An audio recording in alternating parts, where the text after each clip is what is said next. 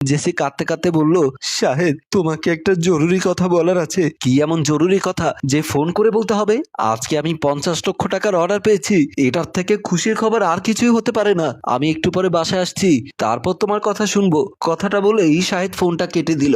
ঘড়িতে রাত 2টা বাজে। কলিং বেলের শব্দ শুনে দরজা খুলে দিল জেসি। মোবাইল কানে ঘরে ঢুকে হাসতে হাসতে কথা বলতে বলতে নিজের ঘরে চলে গেল শাহেদ। জেসি তাকে কিছু বলতে চেয়েও পারলো না। এরপর সে ডিনার টেবিলে খাবার রেডি করে অপেক্ষা করছে শাহেদ আসলে তার সাথে একসাথে খাওয়ার জন্য।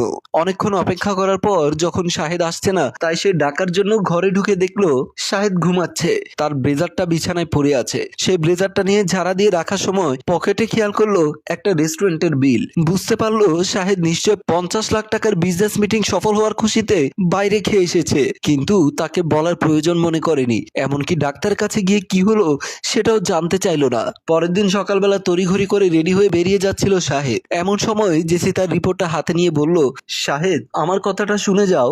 আরে বাবা, বললাম তো আমি কক্সবাজার যাচ্ছি, আমার বিদেশি ক্লায়েন্টরা আসবে, সেখানে 2-4 দিন কল টল দিয়ে আমাকে বিরক্ত করো না, আমি রিসিভ করতে পারবো না হয়তো। শাহেদ আমার কথাটা একবার শুনে যাও প্লিজ, যেও না, তোমাকে আমার খুব দরকার এখন। আরে আমি এখানে থাকলে কি তোমাকে খাইয়ে দেব নাকি গোসল করিয়ে দেব? কি বলো ছোট্ট বাচ্চার মতো? শাহেদ আমি গতকাল ডাক্তারের কাছে গিয়েছিলাম, ভালো